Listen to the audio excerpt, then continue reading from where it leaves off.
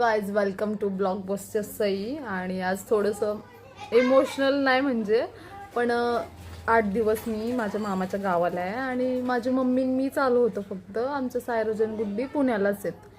तर मग आता 8 दिवस झाले, म्हणजे मला असं आठवण वगैरे नाही, पण असं नसतं ना, आपण सारखं सोबतच असतो. मग नंतर ते तिकडे मी इकडे, असं आता 8 दिवस झालेत तर ना मला त्यांची थोडी थोडी आठवण यायला सुरुवात झाली आहे.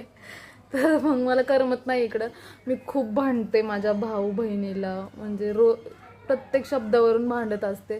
सायरजला तर असं वाटत असतं, म्हणजे त्याला वाटतं नाही वाटतं मला नाही माहिती, नुसतं कोणत्या पण गोष्टी मध्ये मध्ये करत असते. हे नको करू, असं कर, तसं कर, हे कर, ते कर. गुड्डीला तर मग सांगायलाच नको, एवढं मी भांडण करते, खूप भांडण करते. मी मोठी आहे पण तरी पण मी लहान मुलांसारखं त्यांच्यासोबत भांडत असते. तुम्ही पण तुमच्या बहीण भावांशी असं भांडता का? आणि लांब गेल्यावर तुम्हाला त्यांची आठवण येते का?